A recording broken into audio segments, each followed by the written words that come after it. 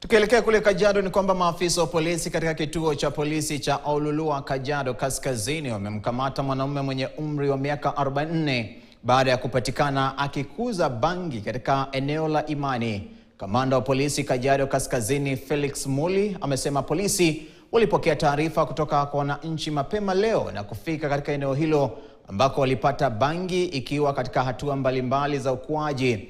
Baadhi ya mimea hiyo ilikuwa kwenye vitalu huku mingine ikiwa imepandwa kwenye mikebe. Muli amesema mshukiwa ambaye anadaiwa alikuwa akiishi katika nyumba hiyo peke yake anaendelea kuhojiwa huku polisi wakifanya uchunguzi zaidi kubaini ukubwa wa shughuli hiyo na iwapo tu kuna watu wengine wanaohusika. Polisi pia wameanza kuondoa mimea hiyo na kuifanya uchunguzi zaidi kabla tu ya mshukiwa kufikishwa mahakamani. Umekuwa discovered hapa, umeharibu vijana wengi. Sasa tutaendelea na uchunguzi tujue kwamba mmea mpandaji ama mshukiwa alianza kufanya hii biashara lini na ni vipi tutakavyokomesha.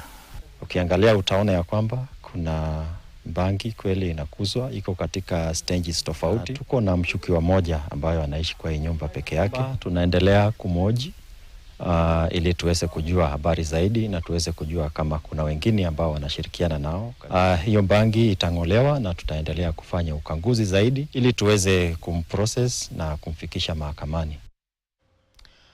Wakazi wa Kiserian County ya Kajiado